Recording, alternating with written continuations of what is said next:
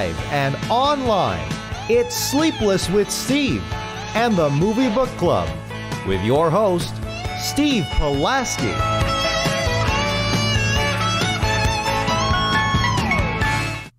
What up? Back and better than ever. Sleepless with Steve, live on YouTube. On this Wednesday evening, officially June, coming off a really good Memorial Day weekend. Didn't it feel like this show snuck up on us a little bit quicker with the holiday, with the Monday holiday? Honestly, yeah. I didn't even realize it was Wednesday this morning. I woke up, I'm like, oh my God, it's Sleepless. My days are so annihilated. I've been busy these last couple of days. I feel like I say that every time, but like just stuff's moving, stuff's shaking. You know, the website, officialstevepulaski.com, is getting closer and closer to launch. I'll probably talk more about that when it does, but that's been occupying a ton of my time on top of work. And, of course, this wonderful show. I'm Steve Pulaski. Dominic Guanzon in the blue polo. Joe Viso on the theater screen. It is Sleepless with Steve. We come to you live and in living color every Wednesday evening. I threw myself off there because I said it live and in living color, and then I realized that the first topic on hand is two men that were part of In Living Color. So that's exciting. But I was telling you guys earlier, I'm stoked for this show. It's not that I'm not usually stoked for the show, but I just really like this roster of topics that we got today. So we're coming at you with some good stuff. Big review today of A Quiet Place Part 2, which marks the first time that the three of us have all commiserated, not together, but went to a movie theater. This is the first review of a movie that's in the theaters that we all saw in the theaters on the Sleepless with Steve revival. I would have loved to try to explain that to myself like 3 years ago when we were doing this show on terrestrial radio. You know, what the hell exactly happened. But A Quiet Place Part 2 review. Before we get into that, after our first topic, Dom will give just a couple minutes his thoughts because he was the last man on earth not to watch the first Quiet Place. So now he's accomplished that, and he will give his brief review or thoughts on the first film. And we'll end the show by reacting to the iCarly reboot trailer, which I think is going to be a lot of fun. I have a handful of things to say about it. I'm sure you men do too. We focus on high art, only high art here on Sleepless with Steve. Scary movie and iCarly. What you know about it? What you know Bookmarking some about movie. it? John Krasinski's going to find us and be like, are you kidding me right now? They put this in my same show. Sandwiched in between these two. But good to be with you guys. How are you gentlemen doing? How are your weeks? And then we will get started. Joe, start with you. I've been doing very well. You know, I made some repairs to my car today. Very costly, a lot of money, but you know, overall doing pretty good. I made a tweet about this the other night. A few people saw it, but like it felt nice going to the theater, buying my tickets, going to get dinner with my friends, then going to the theater on a Friday night to go watch a movie. And then just, you know, talking about it after and hanging out for a little bit and then all going home. I was like, man, I don't remember when the hell the last time I got to do that was, but it felt good. It felt normal again. And then right before you know it, I had to review it on Sleepless. It's like I'm in college all over again. Yeah, it's nostalgic, isn't it? And it actually felt nice. Like, you know, I went to, I went to the theater this week and obviously see A Quiet Place Part 2. I've been back to the theater thrice now since being vaccinated. But the other thing is that, like, it actually felt nice to, like, have to kind of put effort into going to see a movie again, as opposed to sitting on my ass and just, like, hitting a few buttons and watching something. It felt kind of nice. Like, this, made it a capital E experience. And I think you felt that, too. At least you had some good company as well. D, how are you doing today, man? Good, very good. Not complaining, but I did see my family, like, 3 times over the course of this Memorial Day weekend. Thursday, Saturday, and Sunday. Again, I want to emphasize not complaining, but like that exhausts you, dude. Now, granted, it honestly felt like Thanksgiving, because it was like the first time we had seen each other as a group. We've all seen each other through, you know, Zoom video or whatever, but just being in the same room with them, it's just been nice. And you know, it's actually been really refreshing, not just because of the pandemic, but because my generation has grown up, moved out of the house, so a lot less, and you know, my parents' generation have grown older, so they're less mobile and active. So just actually over the course of the past 5 years, it's been less seeing each other for big family gatherings, and now it's like the pandemic has brought us together in so many apart but together, and hashtag whatever million variants of that you can fit into some corporate whatever. But yes, it's been very good. Some awesome grilling, some awesome grilled Filipino food that will shave off a couple months of your life after consumption. Oh man, I'd love to try some of that. Did I say grilled? I meant deeply fried.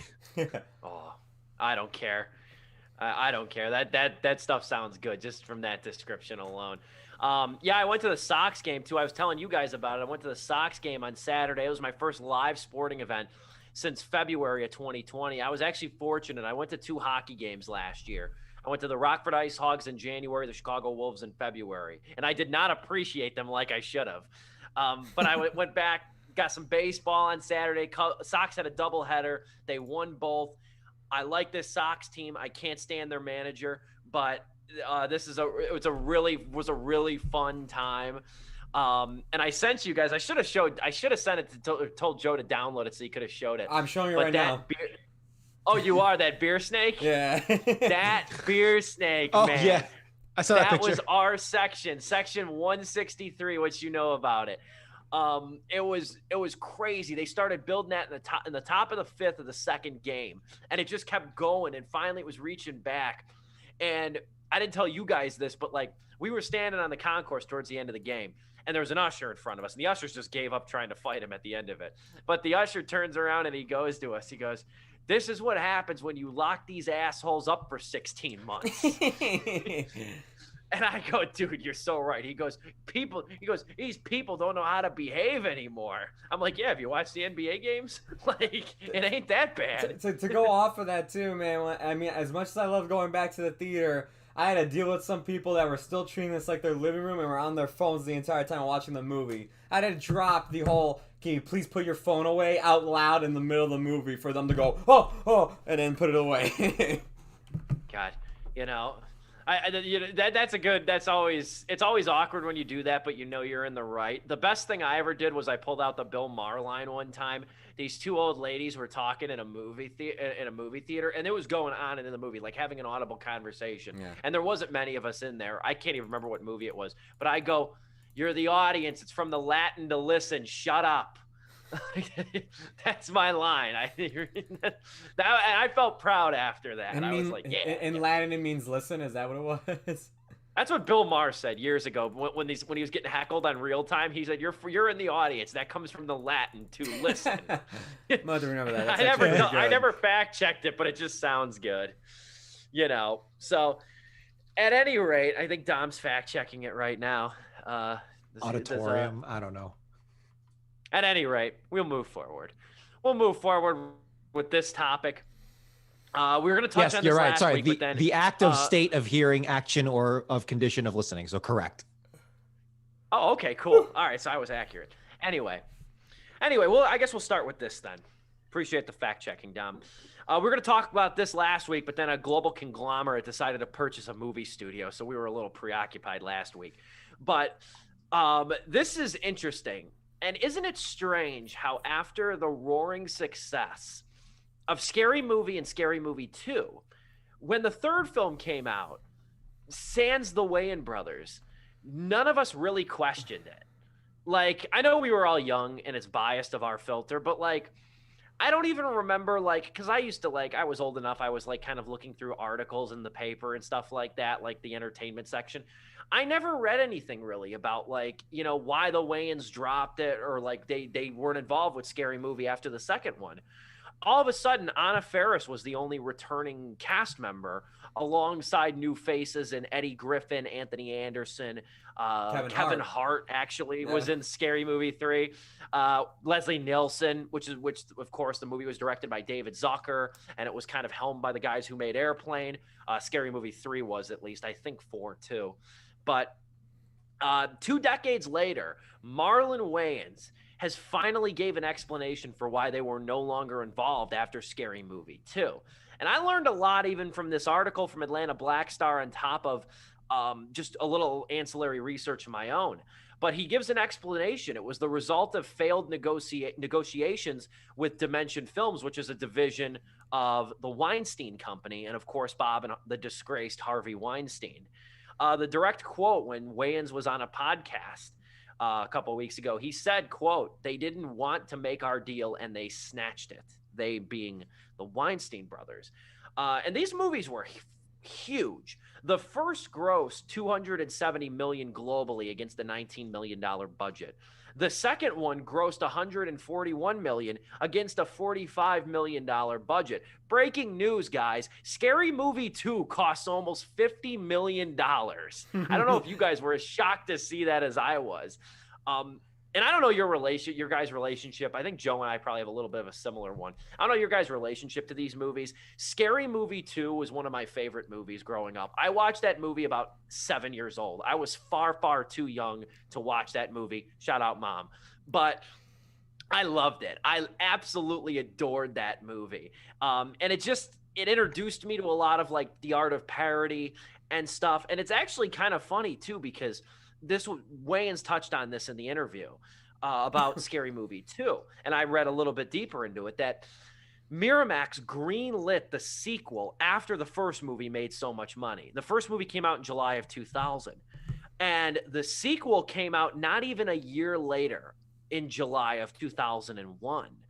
The film reportedly, Scary Movie 2, and Wayans more or less confirms this in the article or on the podcast, he says it faced a punishing production schedule. That movie was written, rewritten, cast, filmed, edited, and released in 9 months. Jesus Christ. And in that era, I went deep down the rabbit hole too. In that era, 2000 to 2002, somewhere around there, for a comedy like that or something, something that's not special effects laden like a superhero movie, the normal line of production for a movie like that would have been 18 months. And they did it in 9. Wow. And isn't it funny? Isn't it funny how a lot of people, myself included, consider Scary Movie 2 to be the best of the series? And that punishing production schedule, I couldn't get over that. How quickly they shot that thing. But yeah, Marlon Wayans, and of course his brother Sean is in the movie. They were in the first two, and it was directed by the Wayans brother that always gets forgotten. He's the older one, is Keenan Ivory Wayans. And yeah, that was why, though, was apparently, I guess, Weinstein, after the negotiations fell through, the Weinsteins took it. They owned the rights to it, I suppose. And they launched 3 more sequels, which the third one was all right. In retrospect, the third one was okay. The fourth one wasn't good, and the fifth one was barely watchable. But there's a lot of ways we could take this.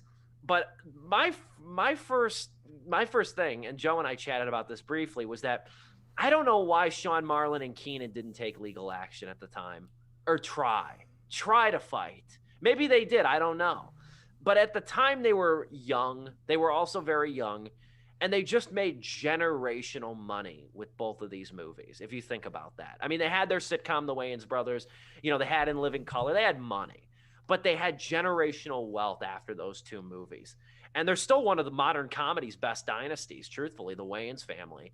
So that's the only mystery, though, is that why now? Why are you coming out now? Even when Weinstein was getting dragged by every woman and every person, why not come out then and try to get a slice of the pie before the brutes locked up? I actually appreciate that they did not jump in the fray during the height of the Me Too stuff, because, I mean, he got screwed over, but it's not necessarily like the compared to the trauma and the horribleness of what Weinstein's victims, the sexual victims were experiencing at the time. So if he came in with like, hey, I got screwed over on Scary Movie 2, and other women are like, dude, we had some stuff happen, just to very understatedly say that. But I'm glad he didn't jump in then. And hey, any chance to just remind the world that Harvey Weinstein is a piece of shit, then I'm down for that too. To be honest with you, since I'm not a big horror movie guy, A Quiet Place 2 is probably one of the scarier movies I've seen, and it's not even. I'll say it's not horror at all. It's more like a thriller, and especially the sequel is now kind of more action in that sense. Kind of Last of Us, I'm sure we'll mention, but yeah. But like Scary Movie 3 is actually the one that I remember the most, just because I'm a huge War of the Worlds fan. The Steven Spielberg that's one, 4, and that's actually. like, oh, is that 4? Okay, Yeah. never mind. And yeah, 4, and I think what was 3? 3 was 3 Signs, right? Yeah. Signs. Yeah, that one too. Yeah. It's just, I'm not, if it's horror or world ending, I'm usually more sci-fi as opposed to straight horror. But yeah, dude, it's just one of those things where I assumed, oh, okay, I guess the Wayans just they made their money and they're like, oh, we're good creatively. We'll move on to other things because we got other stuff to do. You drive this franchise into the ground. That's all good. I assume that's what that was like with so many other franchises, but Jesus. No, they got screwed over. And yeah, Steve, you bring up a good point. Why didn't they sue? Because they just made all this money. This is pure inference, no basis of fact whatsoever. But maybe they were just intimidated by what were then the titans of the movie industry, the Weinsteins, right? Just the name Weinstein is like, yeah, we got millions, but we could lose those millions against these guys. So which It's may true. have been the smart move at the time. I don't know. I was gonna say too. I mean, like, yeah, you're going up against the Titans that, like, who knows what they also knew about them. Like, we don't know if, like, people in Hollywood were talking. They're like, yeah, the Weinsteins, they this is what Harvey's doing. Like, and so, like, we just all keep it hush hush about that. You hear something like that, you're honestly gonna think, man, this dude's the kingpin of Hollywood, I guess. But also, I look at it as, like, again, like, you're going against the Titans and you don't have the power of social media that they do today. Like, going about this out now, like, yeah, this adds to how much Harvey Weinstein really sucks. Like, how much of a horrible human being it is, how much of a, piece of shit he is, honestly. Back then, you didn't have social media like we do today. And it's just like, as much as they could try to do some outcry like that, who knows how powerful Weinstein could have been to just be like, get them out of here, like, and just wipe their whole careers away as a whole family. And they just would have been known as, oh yeah, the Wayans, yeah. They made those scary movies in Living Color. That's about all they're known for in their TV show as well. Like, who knows what could have happened, honestly, or what was what was at stake, I should say. Sure. No, it's absolutely true. And like Joe brings up a good point too. You didn't have that like vocal outrage, what I call the daily outrage machine, of social media to kind of back you up on that. And it would have been interesting though, because like the other thing was that Scary Movie, if nothing else, propelled the Wayans brothers to sort of make their own moves. Then afterwards, they did White Chicks, which I still think is a god awful movie. They did White Chicks. They did Dance Flick. And even Marlon's kind of rebounded and even reclaimed in so many ways. Again, I don't like him, but the Haunted House movies, like he came back and did that. That was, I almost feel like that was sort of the retribution in a way to come back and do something. I've never seen him, but are they basically just scary, the return to form way in Scary Movies? Basically, yeah. I would say that first one is better than the later half of the Scary Movies that came out. The second one, not so much, but that first one, yeah. I mean, yeah, I guess you could say, I mean, it's better than, I almost say it's only a couple notches better. A Haunted House is only a couple notches better than 5, which isn't saying. Right. I did not like either of those movies. Okay. But they're similar. They're not as kind of like skit driven. Like Scary Movie, I know there wasn't really skits, but it was kind of almost had like an episodic quality to it with different actors, where like the Haunted House movies are strictly focused on Marlon Wayans' character for the most part. I was just thinking, I got to go back and watch Scary Movie 2 again, because I still remember certain scenes from that that are excellent. I always love the scene of I think it was Marlon. I'm pretty sure it was Marlon, when he's in the room smoking the joint and the weed plant comes to life when he's watching the damn infomercial. And it rolls him up. It's like they're doing an infomercial for a CD, like a Ghetto Christmas, and it's like, with such favorites as, all I want for Christmas is the charges dropped. Idiot up, bitch, it's Christmas. Isn't 2 the one with the ending where everyone's disappearing slowly into nothingness? I think so. That's the third one, I believe. It's the third one? God, I'm getting all these mixed up, dude. Isn't it the third one when they start to evaporate? I thought I don't know. All I know is that It's been over 10 years since I've seen I think any of them. Scary Movie 3 has the gag where they have the shovels and they're prepared to fight, and then one of them cocks the shovel like a shotgun and a shell comes out of the shovel. And I just thought that joke was so freaking funny to me. Like, out of all the gags in Scary Movie, that one was so quick, because Scary Movie is not at all like subtle, right? But that joke was fast, quick, and not subtle, but like just fast and quick enough that it just caught me by surprise. That was 3. That was That 3 was with 3. the shovel. Okay. I do remember that one. Because 3 was also the 8 Mile parody, too. It had like the 8 Mile. There was one character who was a lot like Eminem in that movie. But, best of luck to Sean and Marlon. I'd like to see something come of this for their sake. And Joe and I were talking about, too. He actually saw Sean Wayans live. I do a comedy show, because Sean doesn't really act a lot anymore. He's really done stand-up the better half of the last several years. So more power to him. I always like these guys. The Wayans brothers, one of my all-time favorite sitcoms of the 90s.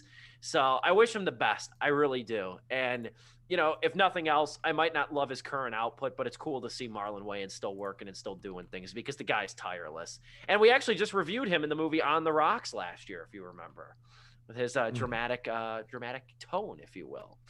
We'll move forward, though. Might as well talk about A Quiet Place Part 2. But first, don't tell you, we're already kind of a little bit behind here. But Dom, if you want to give a couple minutes, take a couple minutes, talk about your thoughts on A Quiet Place. Joe and I, you can go back on my YouTube channel. We gave a review of A Quiet Place back in the day. We talked a lot about that movie because it was such a big hit. But I want to hear your thoughts, because you literally just watched it this weekend. Yep, I watched the first Quiet Place on Vudu, so I did not get the theater experience for that one. But it was pretty damn good. I'm not a horror movie guy, but I wouldn't really consider this horror. It's more sci-fi thriller, with some elements of just of the horror. Yeah, dude, I really enjoyed this movie pretty much for the same reasons that a lot of people enjoyed it. Yeah, dude, the sound design is really clever. You have a really cool monster with a really, really cool idea, which is very rare these days, but you found one, probably copied from something else, or taken from something else, as all creative things are. But you pushed it to its limit, and yeah, any sound whatsoever is fatal, because these things will not they let nothing slip by whatsoever. Which means this podcast will be doomed, because we do not shut up. But it's just really cool to see a movie take a concept and play it out to its fullest and maximum extent. Yeah, dude, Krasinski and Blunt are firing on all cylinders here in terms of their facial acting. And damn, dude, these kids are freaking awesome. Shout out to, we're gonna say the same thing. I know we're gonna say the same thing in the sequel right now, but Millicent Simmons and Noah Jupe are freaking awesome in this movie. As someone who subscribes to the idea that when a child actor does not turn out so well in a movie, it's usually not, very rarely, if any, if possible, the child's fault. Usually the directing and the casting director, because they're kids, right? But man, these kids were freaking killing it. They carry this movie, particularly Millicent Simmons, the deaf daughter of the real life deaf daughter of the parents, is delivering so much weight and carrying so much of the action on her shoulders, despite her disability, which in some ways is a strength. In some ways is just makes this horror show even worse for her, this horrible world even worse. But just seeing her interact with the family, and in this post-apocalyptic world, it is fascinating just to see how much you can take for granted, particularly with cell phones or just basic communication. Because the moment a character turns their back and walks 10-20 feet away, they're going, because you can't shout for them. You can't say a damn thing. You better hope they turn around and see you going. Yeah, exactly. You just pray that they can feel the wind or something that you're doing with your arms. But other than that, yeah, dude, there are so many unique challenges here. Really, just the concept alone is really what really and how that unfolded in so many cool different ways and set pieces with the grain silo, and just how we were just talking, Steve, that movie about where the community comes together to save that Silo. kid in the, yeah, exactly, yeah, there you go, Silo. Yeah, dude, it's like, god damn, this is horrifying. And like apparently like thousands, like hundreds of people have died to like grain silo drownings or suffocations, and just Grain that on top entrapment. of it. Grain Yeah, entrapment. Grain it's a real engulfment. Look thing. it up. Exactly. And like, holy crap, dude. And just problem after problem after problem compounding each other, is, and just seeing all of that play out in such a, I don't want to say formulaic is the wrong term, but seeing like these set pieces cascade into one another is just an example of really cool writing. It's not, the greatest writing in the world, but because there's not a lot of dialogue. I'm not talking about dialogue when I say writing. I'm talking, probably mean to say more like framework or Storyboard. Screenplay. Yeah, something like that. It for horror movies where there is a killer on the loose, which is what this felt at many times. That is so pivotal to just getting away from the usual. Yep, this thing's running at you. How is that scary in this case? In terms of critiques, honestly, just a couple of like dumb plot points that feel more like nitpicks, and a couple of cheap jump scares, in my opinion. Whenever I look at a horror movie, or whenever the few that I do watch, I always think about like, okay, how cheap are the jump scares going to be here? The only one I can think of is when they're in the bathroom. John Krasinski's in the bathroom. The monster's there, just went away. Emily Blunt just gave birth and she's hiding in the shower. And then John Krasinski's like, oh no, I'm looking at the bathtub. And then behind him, a hand, boom, comes out of nowhere. And it's Emily. And you think it's something scary, but it's actually Emily Blunt. I'm like, and it does the horror movie, like, boom, the boost, the bass boost or whatever. And I'm like, okay, that felt a little cheap. Again, kind of nitpicky there, but really that's a testament to how much I enjoyed this overall. And man, I can't wait to watch A Quiet Place 2, and I hope it's a lot like the first one. And my God, it really is. And I had no problem with that. I don't know. Oh, so actually, I probably should give a star rating, right? Yeah, I'm gonna give this one 3 out of 4 stars. It was an awesome thrill ride from start to finish, and it's really horror and suspense kind of thrillers. Not really my thing. I have a love-hate relationship with thrillers personally, just because there's enough scary things, existential scary things happening in the real world that I feel obligated to keep up with because I want to be informed. So it's not really my thing, but damn, this one definitely is really cool to watch. So yeah, 3 out of 4 stars for A Quiet Place Part 1. I'm glad you watched it because I think you would have been lost had you not in some respects with this one. But jumping in, good review. We'll jump in then to A Quiet Place Part 2. Now in theaters, we'll be on Paramount Plus about 40 days now, I think is the count. Probably in the beginning of July, it'll be on Paramount Plus. But again, this is the sequel. We should have got it last year, truthfully. We should have had it last March. But it was worth the wait and worthy of the prolonged hype, in my opinion. This is, in my opinion, about as good as a horror sequel can get. I would make the argument that this movie does have a lot of thriller tendencies, but I would say this is also a horror movie too. Some people consider this, I don't want to get into a semantics argument. Some people consider this movie science fiction. I don't consider it science fiction because we don't learn much about the monsters in this movie or the other one. They're very basic. It's not about the monsters so much as it is about the act of survival. And this movie Part 2 picks up pretty much where Part 1 leaves off. Like right as Emily Blunt cocks the gun after it is discovered that the monsters can be defeated or at least disarmed with high-pitched frequencies. This is a louder sequel than the original movie for sure. There's not as much ASL in this movie. There's not as much sign language, mainly because the three surviving leads split up. You have Emily Blunt, Noah Jupe, and Millicent Simmons kind of going their separate ways. There's essentially 3 narrative threads in this movie. There's Reagan, the daughter, trying to find the source of a radio tower where this song Beyond the Sea is playing.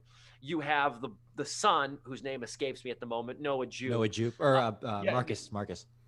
Marcus, who, oh my God, and probably the most upsetting scene of the whole damn movie, gets his leg caught in a bear Oh, trap. dude. And it's funny. I saw an article too. Krasinski wrote that scene specifically to unnerve Emily Blunt because Krasinski and Blunt are married.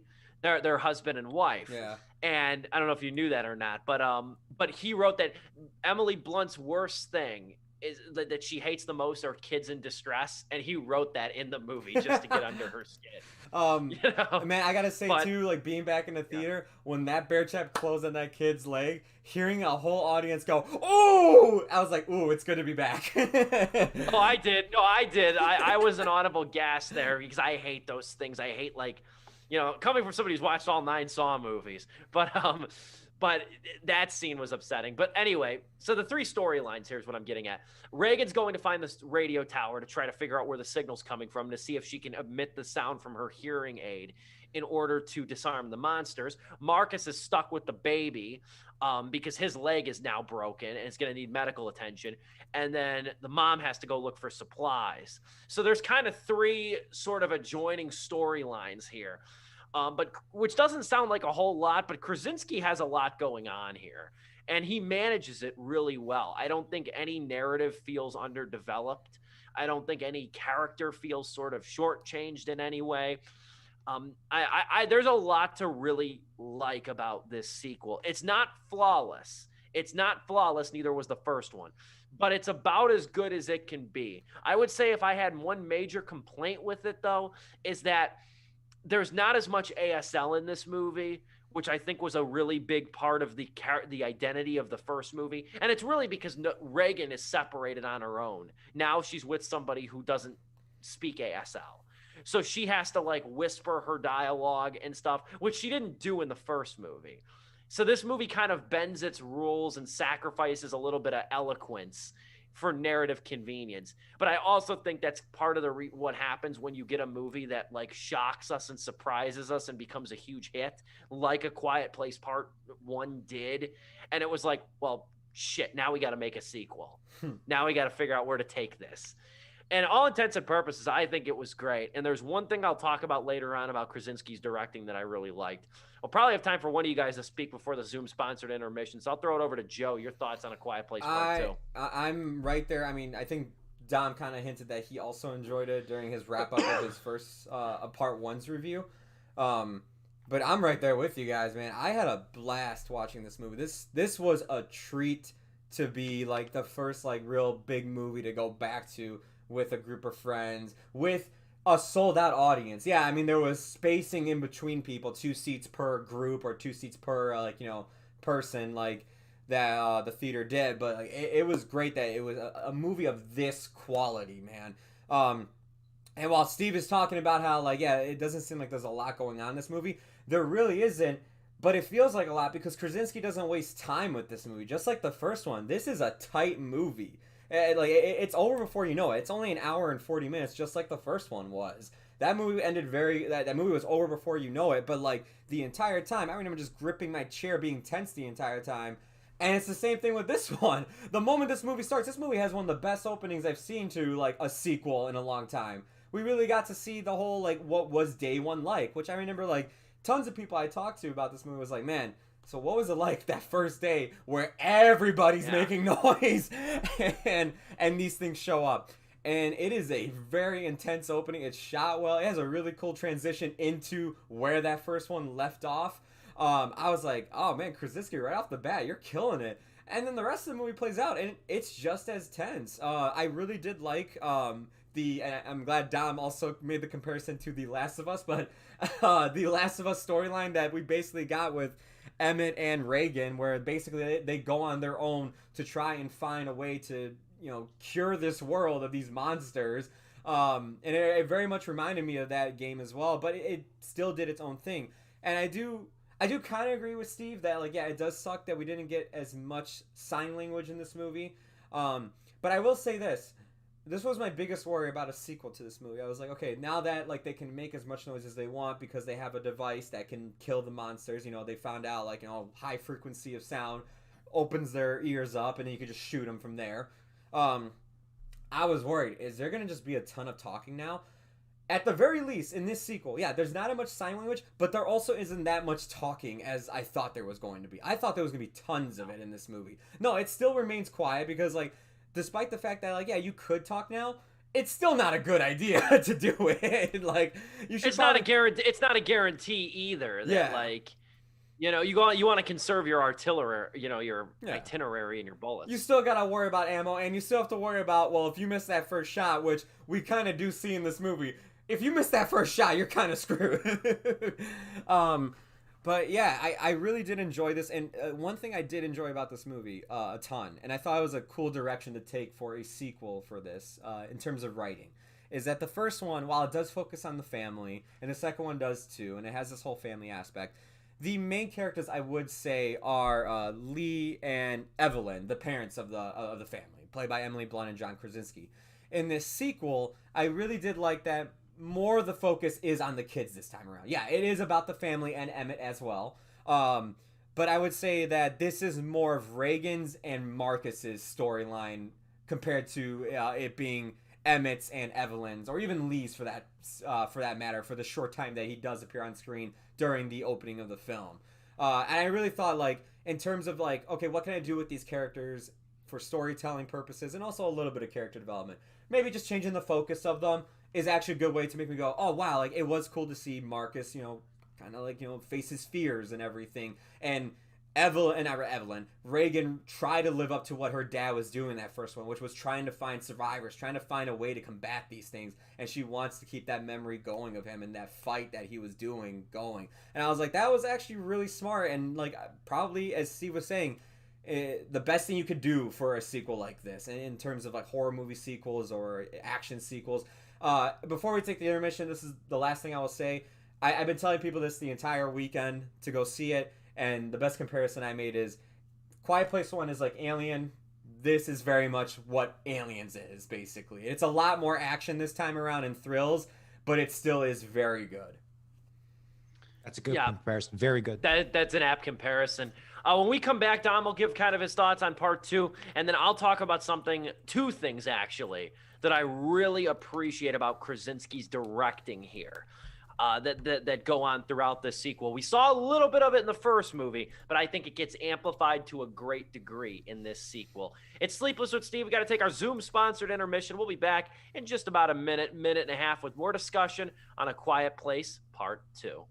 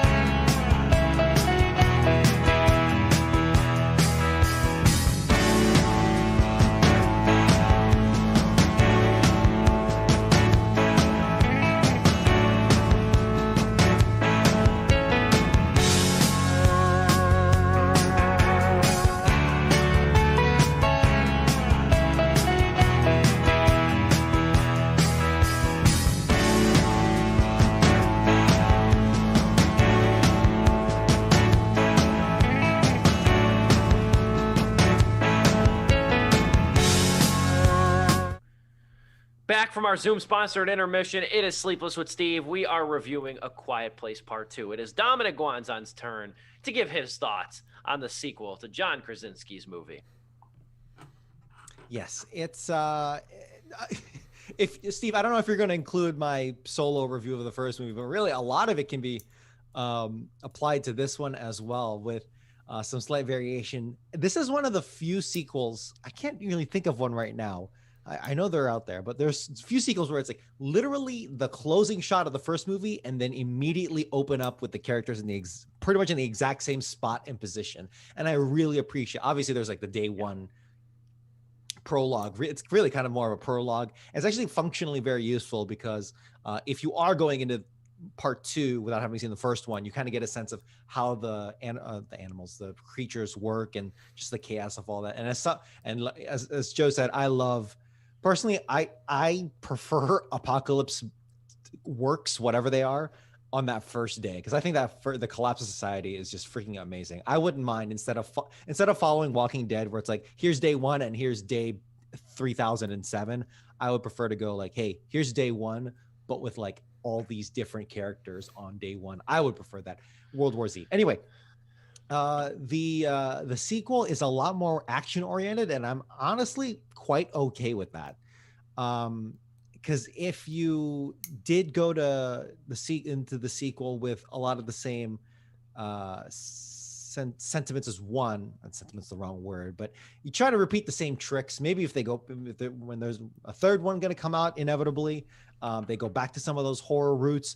That's cool. But going into the second one, it kind of it advances the plot. And as Steve said, yeah, you have a situation where there is less ASL, unfortunately, but just to see the series evolve where it needs to go is perfectly fine by me. Cillian Murphy, who has one of the most unique faces that I have just ever seen. I don't mean that in a bad way. I didn't say ugly. In fact, he's quite good looking. I know what you mean, though. Yeah, right. It's just striking face. You can slap a beard, post-apocalyptic makeup, and like, a farmer's hat or whatever on him. Dude, that's Cillian freaking Murphy. And there's something about those eyes and those bone structure, man. Good looking guy, but must be nice to be attractive. Yeah, very true. But yeah, dude, he pulls it out of the park here too. He has a very unique sense of like fragility whenever he plays a character with trauma and has that set level of fragility. I really like it when Cillian Murphy portrays those emotions and that kind of emotional background, because it's just really cool to see that when you like certain actors that portray certain emotions. Again, kind of, if you don't mind me chiming in here. Yeah. Try going with that whole not quiet place. That Last of Us comparison is I do love the opposites of how they're both viewing the world, both Reagan and Emmett. Reagan's like, no, there's people worth saving. Emmett's like, no, I've been to the outer parts. I've been outside the valley. Trust me, I've it ain't worth shit. it. And you were stuck on that farm. I saw some shit while you were away, dude. Mm-hmm. And it's just like, again, they don't talk much about it, but like Murphy does have this quality to his face that like his eyes sell you. And like, yeah, he has seen some stuff. He's worn. He's got that like worn facial expression too. Dirty He's beard. good. And it comes to fruition too. It's not an unfounded thing. It comes to bite. It comes to bite Reagan in the ass later. Don't want to spoil it, of course. But you get a sense of what he's talking about, though. Yeah, it's exactly. a sense of foreshadowing. Yeah, and when we get to that point of the movie, I just want to go back to Joe's point about the tightness of the writing. Dude, there's a scene where Reagan and Emmett are on a bridge, and they're like, "We need to go there." Then they cut back to Emily Blunt and Noah Jupe, and then they cut back to the pair that are out traveling, and they're like, "Yep, they're there now. No fat whatsoever." And I really appreciated that, because when I saw like, oh, it's all the way over there, there's going to be like 5 more near-death experiences on the way. Nope, they're there. That is where the plot is happening. That is important. This is the device that will get them to point XYZ, and yep, this right there. And yeah, a lot of the set pieces here were really unique, like an industrial, like an ironworks factory where they're hiding in like a furnace. That's really cool and clever. I'm making claustrophobic as hell. That too, yeah. Yes, It takes advantage of every spectrum of emotion that you need to feel because it's cold. It's even though it's a place of safety, it's also cold and very, not a fun place to be in at all, and it's desolate. And it's you can't really make a home out of this, but they do anyway. And it's just the set pieces I thought were really fun to see. I want to give a shout out to Jimon Hansu, who played Man on Island. And if you've seen the movie, you know who I'm talking about. Yes. That's actually his name listed on Wikipedia. Yeah, IMDb, I see it too. Yeah. And I just want to say that dude, for the short amount of time he was on screen, he had this air of like steely resolve that like I didn't know you could like match Cillian Murphy in the facial acting department, but god damn, dude, he's good too. He's damn good in this movie. Even the points where he is like fragile or breaking down, like he is cold. There's like there's a cold warmthness to him. I know I just said two things that contradict each other, but you know what I'm talking about if you've seen it. He cares, but he's also got the steely resolve. But even when he's breaking down, it's still there, and it turns into like a madness, and it's really, really cool. Want to give a quick shout out to him. The closet scene, you really see both sides come. Yeah, come dude. Out. The closet scene. That's like less than 10 seconds, but that actually really stuck out to me because the emotion was like, stay in this closet. This is important. And yeah, dude, 100%. And then so much of the facial, even though it's a more explosive, more explosive and more action oriented kind of sequel, kind of as Joe mentioned, an Aliens kind of situation. There are still lots of moments, quiet moments, of course, of fear, of tenseness, and a lot of facial acting, even though there's not as much ASL, which is kind of missed to a degree. Just the raw emotions that you see on people's faces is still there. If we ever lose that, it's not Quiet Place anymore. But man, the screen caps you can grab from these actors' faces is awesome. I'll chime in though, and I'll say what I want to say because we'll have to get into closing pretty soon here. But I want to chime in with Krasinski's direction though. Yeah. There's two things he does here that I really, really like. Number one, and you touched on it when you talked about the first one, Dom, and I absolutely love Millicent Simmons and Noah Jupe.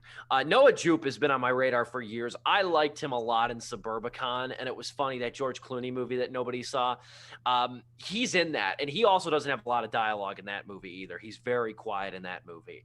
And I saw that and I'm like, this kid's got something. Like, I don't know what it is at the time, but I'm like, this kid's got something. And here he's really good. Both him and Millicent Simmons, I love the scenes. You got a little bit of it in the first movie, and you get a great scene of it here when they communicate with each other. When these two communicate, they have a real chemistry. They have a real sibling-esque chemistry with each other, where they're both stubborn and they're both kind of like different family members. You can even see that now that we've been with two movies. I mean, even though Lee Abbott's not really in this movie outside of the prologue, you get the sense on where they get their sort of, tendencies from, whether it's mom or dad in any given moment. And I really appreciate that. And Millicent Simmons too, this is ancillary to the movie, but Millicent Simmons, I was reading, she was doing some really noble work over the coronavirus pandemic. And this is something I thought about even too. One of my many stray pandemic thoughts was just like, man, this time's got to be a bitch for deaf people when it comes to speaking and signing, because you with a mask on and stuff. Millicent Simmons actually partnered with a company and a lot of different organizations to make these masks, these like clear masks, available for people who are deaf and need to communicate using ASL. Oh, so nice. She's done a lot of amazing charity work. I highly recommend looking that up. She's awesome, and she's young too. I think she's younger than us. I think she's like 20. I think she's not even that. Maybe like 19, 20 or something. According to Wikipedia, she is 18. Is she 18? Yeah, I was just gonna say, and she's already doing that noble stuff. So hats off to her. I hope she's got a prosperous acting career or even beyond that. But the other thing with Krasinski, though, Krasinski lets those characters breathe. He lets these character beat moments linger. The other thing he does that's awesome is I love the two shots in this movie that drop us in vehicles. that drop us in cars while this is happening. Oh. There's two distinct moments. There's one on the island and there's one in the beginning on day one. And how you think that we are going to get that typical, like camera mounted on or around the passenger seat and watch the reactions. We're dropped in the back seat. Yeah. And we become like a point of view where we're only seeing what's through the windshield and through the passenger windows. And it loans itself to this sort of thrill ride, production that Krasinski brings about with this movie. And those are two things where I saw his maturation as a director. I mean, the character beats were in the first movie, and there was a real clear emphasis on those too. Yeah. But I think they're more refined here in good moments, especially since the family sort of breaks off, number one. And number two, his maturation as a director is really showing in moments like that. Yeah. And I love it. I watched his Vanity Fair thing he did, where he breaks down the opening scene and then a few of the character details, like with Emmett. And I suggest if you haven't watched that yet, definitely check that out because he talks about the car thing. And I was just like, man, the way you shot that is really cool. Yeah, it pays off. It pays off. It's frightening. And it gives you that rawness too. Yeah, there's a lot that I like about this movie. There's a lot of interesting nuances to it too. Hopefully you get a respectful audience when you see this. We'll kind of seg into closing arguments because we do have one more topic. But yeah, no, I like this. This movie again, I watched the first movie again last week, and I liked it a lot. I think these movies really, again, if you get a good crowd, I think these movies play very well in a movie theater, as I'm sure Dom can now attest. And after watching the first Quiet Place, I'm like, yeah, I really hope they take this sequel somewhere, and they did. I'm very much excited for part 3. I'm very much excited for part 3, and if nothing else, part 2 is to thank for that. I give this a solid 3 out of 4 stars. Lots to like about this sequel. I think it's as good as a horror sequel can get, truthfully. I'll say that again. Joe, jump over to you. Quickly give our closing thoughts and we'll move forward. You took the words right out of my mouth, man. This is as good as a sequel can be. To me, this is just as good as the first one. It's not better. And if you were to ask me which one do I prefer, I still prefer the first one just a little bit more because I feel like it's a bit tighter. But, I mean, these are neck and neck. I could wake up tomorrow and be like, you know what, that second one is better. I had a blast watching this. I love what Krasinski has done here. I like that it is more action-oriented this time around. I feel like that was a smart thing to do rather than try to create, like, horror moments that the first one tried to do but not even live up to it. Making more tension, making more action, and actually making the creatures, because we never really got to see how they actually kill things in the movie. You kind of just see them swipe somebody away, and then that's it. Seeing them pick up somebody, slam them to the ground, scratch them open, and then just fling them all the way. It's like less than 3 seconds, and you are eviscerated. Yeah, you are just like, erased. Oh my god! There's like that opening. Like there was like 6 times I went, ooh, like from the way people were. There is no doubt that society collapsed once you see these things really tear people apart. In no time. Like, what would have happened first? That zombie apocalypse from Army of the Dead or this? Yeah. I mean, I always remember it, like, not to even go long-winded or, steal a thing from you, Joe, but you know what one of the scariest scenes in the first movie is when we're in the basement. And I really noticed it the second time I watched it this past week. When we're in the basement, we're in the Abbott's lair. And there's all those clippings and newspaper articles that are all over the table. Like the New York Post, it says, "It's sound." It just says, "It's sound" with a picture of the creatures. And then there's this pamphlet. I don't know if you caught it, Dom.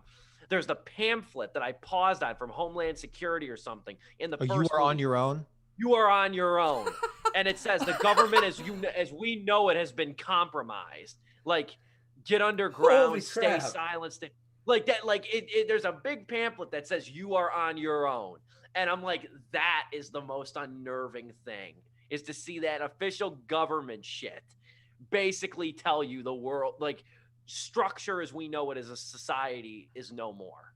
Must have been a conservative president. No, I'm kidding. Oh my God. But yeah, dude, it's wait, damn. Let me finish up. Star rating, Joe. Sorry. Rating. God damn it. I'm sorry, I didn't get to finish. I'll just say right here, I'm gonna give it the same rating I gave the first one because it's just as good. I really don't have like much quarrels with it at all. I mean, it's right there for me. It is also 3.5 out of 4 stars for me. Dom, send us home. First one was a proof of concept. The second one is the expanded ideas. Once you've established yourself, you've established the creature, you've established how horrifying these things can be. Let's play with this now. Let's put these characters in different situations, in unique situations, in unique scenarios, with the same threat as always. Still insurmountable, but not quite so. And honestly, that made for a more fun movie. Having seen both pretty much back to back, I'm gonna also give this 3.5 out of 4 stars. I like this more, probably because I'm not a horror guy. I'm gonna say it a billion times here, but I want to emphasize that. So I'm more action oriented. Actually, I take that back. Not quite so action oriented, just not so much horror. But I will take some more action to replace some of that. And it's definitely really fun to watch. And honestly, we didn't talk too much. I think Joe or Steve touched on it, but yeah, juggling those 3 threads of storyline at the same time, going back 1, 2, and 3 to when they're separated, while still maintaining 1, that tightness, and 2, like my sense of like knowing everything. Like I'm oriented. I'm not confused. Like I know the threat in every situation, and I understand what's going on in each one, and they're all playing into each other. Even when their characters are far away, they're all and there's no way to communicate. They are all playing into each other, and that's really, really cool. Really smart writing, really smart framework and screenplay. So yeah, 3.5 out of 4. This movie is firing on all cylinders and then some. And I also cannot wait for part 3. I was gonna give it 4, but they killed Okoretti Onodadawan, aka Hercules Mulligan from the Hamilton musical. They killed him in the first scene. He got killed. He was a cop, and then he got killed by the monster with a shotgun, while he was shooting at him with a shotgun. So can't give it a perfect score, but I give it 3.5 out of 4. I want to say too, Dom, when you texted like, man, you can edit these 2 movies together into one long movie, I would totally watch one edit of this. Honestly, yes, I think that would be so cool. Yeah. I would too. I think there's a good shot, because I'll probably rewatch these 2, part 1 and 2, when the third one comes out in 2 years. I'll probably rewatch them both, string them along. I might even just watch them as one long thing. I think you could totally do that. Dom doesn't like horror movies. Thank God we don't have one next week. Oh wait, we do. The Conjuring, The Devil Made Me Do It. Yeah, I was worried about that, but I'll cross that bridge. We'll end with this topic right now. Remember, I want to say this. I want to start by saying this, because this is the exact thing I thought of after watching this reboot, the trailer for this reboot. You guys remember the Simpsons movie, right? You guys remember watching the Simpsons movie. And you remember certain things that in that movie that we didn't see in the show. Stuff like Bart naked, Homer flipping the bird, Marge saying throw the goddamn bomb. It wasn't overly vulgar, but it were the little things that reminded you, yeah, this ain't network TV. Yeah. They are on the big screen. There's a little bit more room to color outside the lines. I mean, granted, the Simpsons movie, they could have went into F-bomb territory, but they didn't. There was some restraint there. But there was like, let's take advantage of this. Like, we have this kind of freedom right now. It was mildly shocking, but it was firmly PG-13 for the Simpsons movie. And it was pleasantly adult without overreaching. And that's kind of the nice thing from the looks of this iCarly reboot trailer, is that, they said coming out when this was announced that it was going to be a little bit more adult, but it's not overly. Yeah. I mean, what do we see in the 1.5-minute trailer? Spencer says, damn it, almost broke my pearls over here, clutching, hearing Jerry Trainer say, damn it. You have them drinking cocktails and drinking beer. And then you have Carly, Miranda Cosgrove, saying sexy. And I'm like, okay, I can vibe with this. This is like a little bit upped. Now, if Jeanette what trailer McCurdy, did you watch? You didn't. I saw iCarly tell Comcast to go fuck off because their show relied on internet. But no, I let me just say, if Jeanette McCurdy were in this reboot, it would probably be TVMA. Yeah, I was thinking the same thing. They would probably have to go even color more outside the lines. But yeah, that all happens in the 1.5-minute long iCarly reboot trailer. It starts streaming on Paramount Plus on June 17th. And I'm going to be honest, I was never, it's nebulous to say this, but like, I don't want to say I was never a fan of iCarly, but I watched every damn episode. But iCarly was all right. It was decent. It got a little too silly at times. It got a little too random, which is one of my complaints about kid shows these days. But the chemistry was undeniable. The cast was uniformly likable. And everybody seemed like they were having a good time. And you kind of get that spirit now.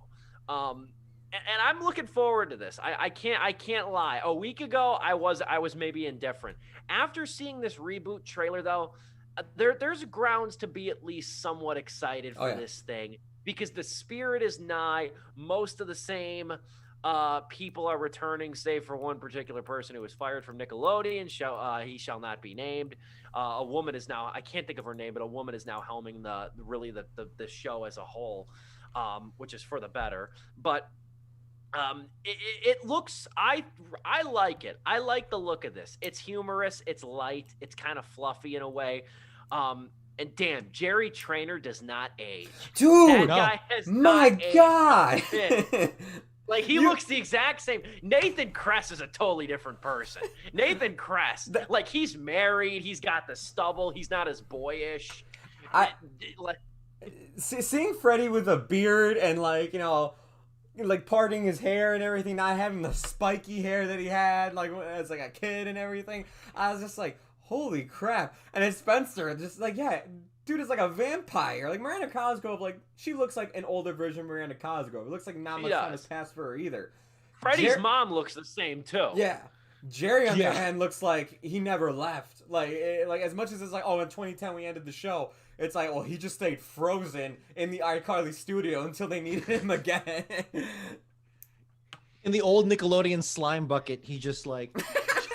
frozen slime. Yeah, I don't know how you guys took to it, but I like this. I like the edge. I like the soft incorporation of edge. I'm glad it doesn't go this full R-rated thing. Yes. But I'm glad that it's aged. You know what it has? It's aged with us. It's aged with us. Yes. Because the show ended in 2012. What were we? 13, somewhere around, or maybe a little bit, about 15 or so. It started when we were about 12 or so. So it's aged with its audience. And I think that point of cognizance on the creator's behalf shows in this trailer. Yeah. It's honestly exciting for me to see. I am actually low-key hyped for it. I wasn't at all before. Like, we mentioned, like, oh yeah, they're doing a reboot of iCarly. Didn't think about it at all. Now that I've seen the trailer, damn it. Like, Spencer level, damn it. Because I am actually low-key hyped. And I should mention my background on iCarly. I mentioned it before. I don't know if I mentioned this before, actually, but I still have an iCarly fanfiction on fanfiction.net. No, I will not tell you the name, but it's still on there. I checked. And yeah, dude, I loved iCarly. There's something about it. Clearly. There's something about it that I really enjoyed. And I think it was the fact that it was that feeling of, hey, these are kind of like your friends who have a quirky web show. And that's like when iCarly came out, that was like the perfect time for it. That was still like pre-YouTube getting corporate. I mean, it was always corporate, but you know what I mean? Yeah. Really, really corporate and being really shitty in so many ways. So when but that innocence of the before, of these kids having the show and you growing up with them, we are pretty much their age, right? It is really cool. It was really, and still is, really cool to see them have fun in ways that you kind of can, but kind of can't. They have crazy adventures, but anyone can do a web show these days, as we are clearly proving. And really just seeing them back in action is actually really, it struck a nerve with me, which is like every producer, every executive's like, yes, we finally got him. Fuller House wasn't his thing, but iCarly, yeah, this is it, baby. This is it. And it's like, reboots are an industry in and of themselves these days. They are a subgenre and it's plagued, riddled with all sorts of issues. But there is always that hope that this one will not be shit, right? This one will, it will learn. And as Steve mentioned, there were a lot of times where it was kind of like, hey, so random. Its humor was, it was like it wanted to be internet humor, but it can't have that edge. So you just kind of have to play it off in a very kiddie way, and then it doesn't feel so internet anymore. That's a good way to put it. Maybe they can again, no F bombs. I'm not expecting that. It would be. I wouldn't really enjoy too much of it. They could adopt our rule, like you get one a show, or like maybe like they could adopt our rule. I would be okay with that because there's gonna be one. There's gonna be one. I would bet money right now that somebody's gonna say it at one point. Okay, I'll take you up on that. But you want to bet? You want to bet? What do you want to bet? What do you want to bet? I'm willing to bet we will. $5. I will bet $5 there will be at least one F-bomb in iCarly. In the whole series? In the whole first season. In the whole first season, and it has to be like fuck. It's not like cut off like fuck and then like train passes by. Yes, it has to be the fully enunciated word. $5? $5? Yeah. I'll do $5 next time we have dinner. Next time we all see each other. But you're on. Just want to say before I pass it off to Joe here, it is it's just going to be interesting to see how now that it has that slight edge, and now that it's the year 2021, and so much has happened since then, just in the world. I'm not saying it needs to get political or anything. Not that everything's political. I don't mind, but like it doesn't need to get super mega woke and political or make Trump references. But it just has that edge in a world that has really grown and matured tenfold exponentially since it was last on the air. So it's kind of exciting for me. Joe, what are your thoughts? I'm gonna have to be the opposite here. I look at this trailer and I'm just like, we're really gonna make Carly woke now. We're gonna put people of color in this. Like, come on. No, I'm kidding. This was just a comment I read. This was a comment I read. No, man. Okay, look, I'm in the same boat as Steve. It wasn't my thing. I as much as I said it wasn't my thing, I'm pretty sure I watched the show the whole way through. I'm the only one man enough to admit it.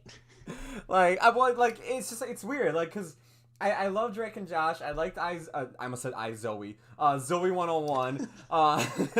It's just for some reason with iCarly, I was like, yeah, I'm not about it, but I tuned in every night to watch it on every night.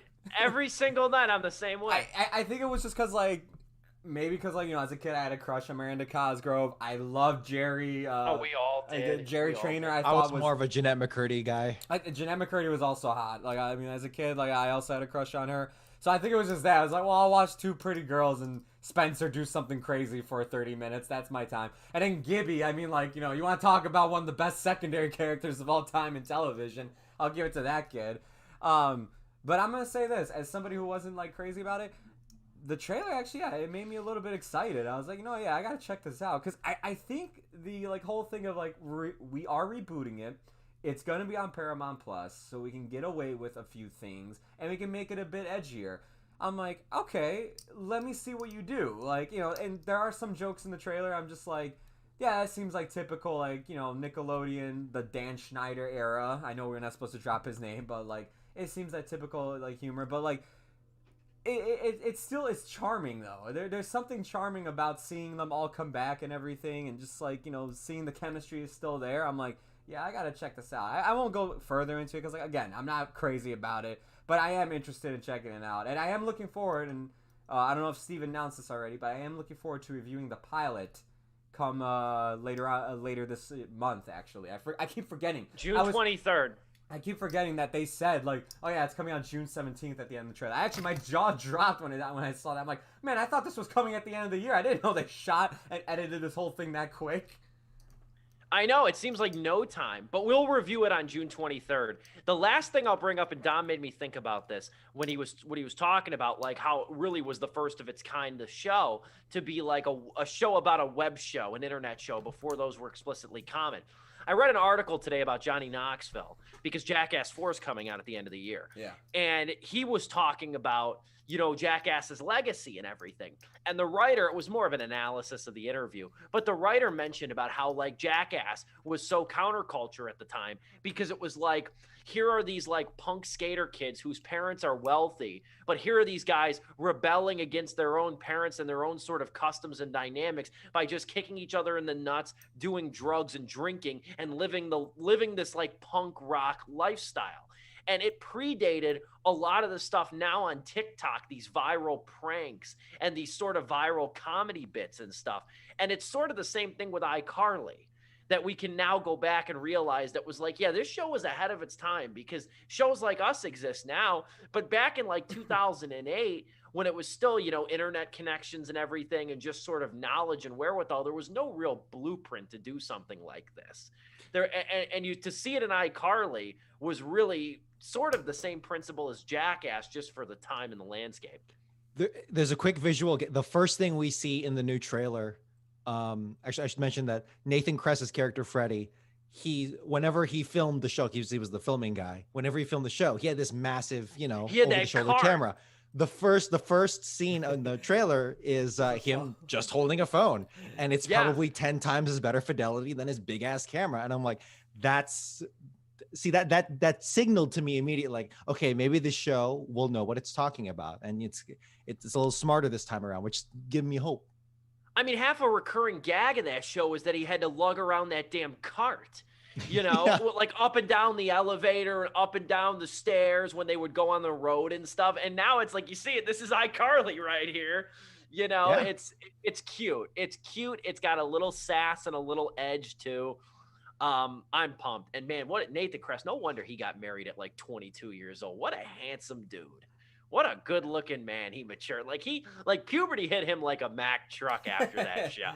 And he just became like he went from simping over Carly to like, these hoes ain't loyal over here. That's cute to end it. Anyway, moving forward, that's our show tonight. Sleepless with Steve. We come to you live and in living color every Wednesday evening, 8:00 Central Time. We'll be back next week. We got The Conjuring, The Devil Made Me Do It. That new movie. This is, I think, the 24th, 25th Conjuring movie, something like that. Especially if you count the 20 other Annabelle movies or something. I have no idea. I think this is a prequel. I'm pretty sure, right? It's a prequel. What, the third one? It's this one. No, Devil Made Me. It is like the finale to all of them. It's a sequel. Oh, is it the finale? Okay. It's the finale to the Conjuring movies. That's gonna the third one was the prequel. That's right. Yeah, it's gonna spawn off the rest of the universe that they're gonna do, but like this is the finale to Ed and Lorraine Warren's storyline. That's right. Okay, yeah, I know what you're talking about now. Because at first I was thinking like, was this how they started to get haunted? But then I'm like, no, that's the third one. Technically, I don't know. These movies have gotten so goddamn jumbled in my mind. There's a reason I didn't go back. We'll need to watch the first 100 to get into this. Just watch 1 and 2. They're the only good ones. Okay. Yeah, seriously, you could skip the Annabelle movies. But anyway, that's our show tonight, Sleepless with Steve. We'll be back next week with The Conjuring, The Devil Made Me Do It. And look forward to our review of the iCarly episode 1, though. We'll do that on June 23rd because it premieres on the 17th. But that's our show. Highlights are posted on my YouTube channel right here. For Dominic Guanzon, the inimitable Joe Viso, and me, Steve Pulaski, it's been Sleepless with Steve.